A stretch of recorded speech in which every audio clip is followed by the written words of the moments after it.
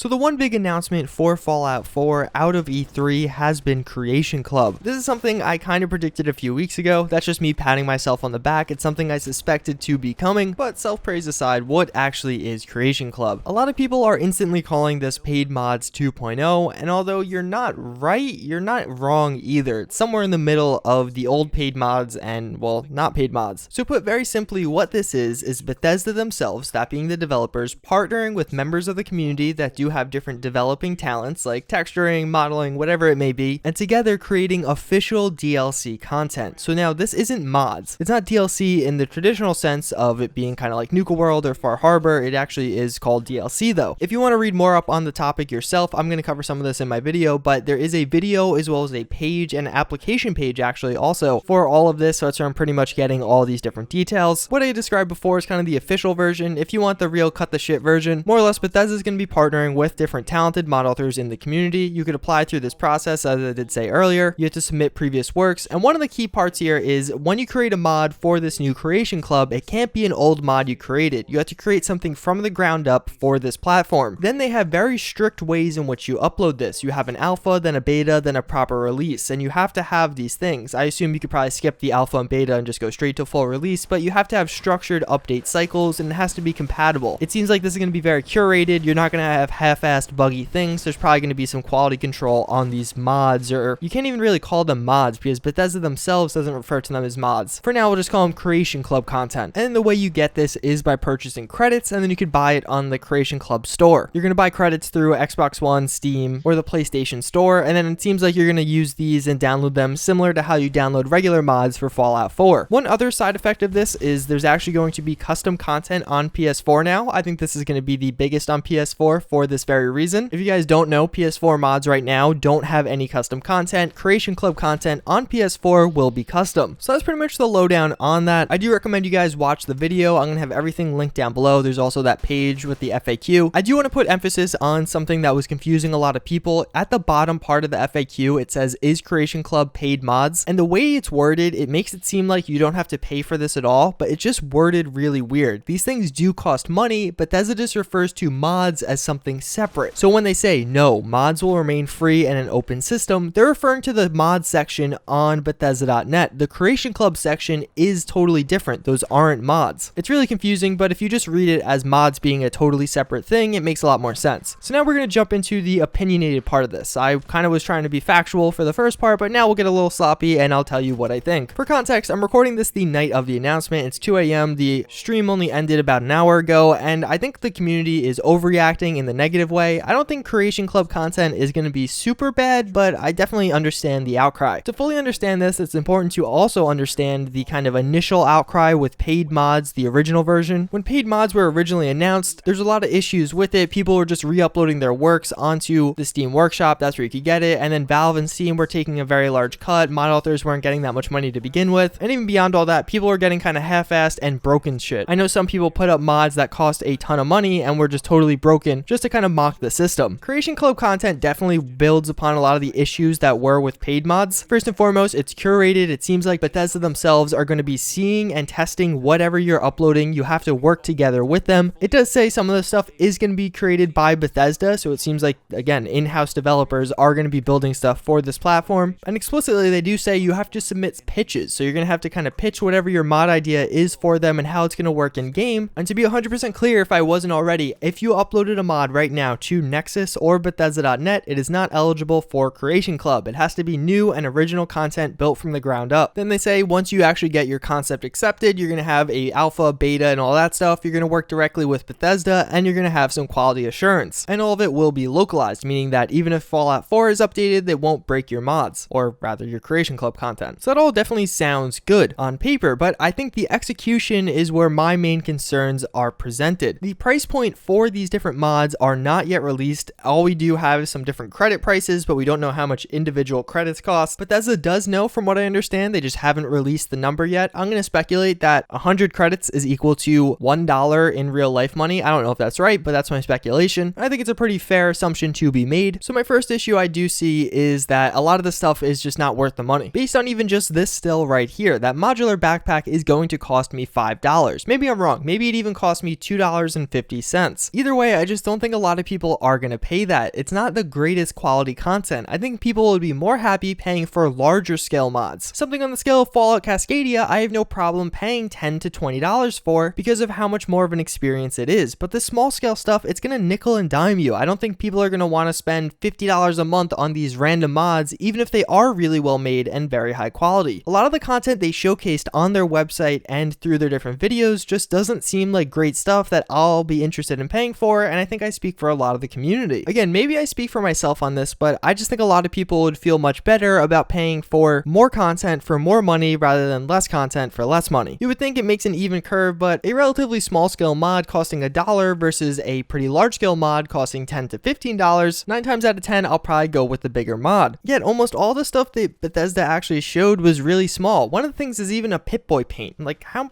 you're gonna charge for a Pip-Boy paint? I don't even get that. There are tons of mods for this already for free, and even in addition, why would anyone buy that? Even if it only is $1, that's just ridiculous. Extremely simple and small mods like that, I think, have no place in that. And it's not even like that's one hypothetical that you find at the bottom of the Content Club store. No, this is one of the mods out of the 10 to 15 that Bethesda said, alright, I'm gonna choose this one to showcase at my presentation. I think that really speaks volumes to what they have and what their expectations for this platform are, and I think that's more concerning than anything else. So that's pretty much the rundown and my opinions. I could rant about this for a very long time. I feel like there was an established definition of paid mods as we had them before, and this isn't that. This is not what we got a few years ago. The big difference here is this is much more structured and curated by Bethesda. But at the end of the day, it's a mod, and I'm paying money for it. Bethesda could call it whatever the fuck they want. They could add any taglines or any curation they want. At the end of the day, it's a very small aspect of the game created by a community member that I am paying for. And in my eyes, that is a paid mod. Now, maybe a lot of you guys don't agree. I just think it's okay. I never truly felt like paid mods were a bad thing. I just felt like the execution was pretty flawed. I think Bethesda has given this iteration of paid mods, and yes, I'm going to call them paid mods because I think they're paid mods, the best chance that any iteration will ever have. If this doesn't work, they really just have to accept that it's not going to work. But at the same time, I do want to, again, reserve judgment till we actually get this. They did say it's coming out summer 2017. Summer starts technically on June 21st, so we do have a few weeks going. If we get some good quality content that is reasonably priced, I definitely will support this. Mod authors deserve to be paid for the amount of time and effort they're putting in, but at the same time, this is going to be a competition. If the same thing's available for free and it's equal or at least comparable quality, people are going to choose the free option. Bethesda could curate things all they want, but at the end of the day, there are a lot of talented members of this community that have been providing content for free for years now, and put simply, there's no way they're going to trump that. Mods are still going to be a hugely relevant part of the community, and I don't think this is going to replace anything. Frankly, my real prediction is this is going to gradually die, as a lot of people are just not going to support it. But again, we only have pictures and videos. I want to see what this is like when I could actually go and buy a mod and see what it feels like to experience it. Maybe it'll be one of the best things ever for Fallout 4 and Skyrim. Those are my thoughts. Leave yours down below. I definitely am interested in seeing what your guys' opinions on this are. Just one thing I do encourage is I wouldn't just instantly jump at attacking people. There are two sides to this argument. I understand and see both sides. I think I fall more in the middle ground. As always, again, I thank you guys for watching. I do hope you enjoyed, and I hope to see you all next time. Later.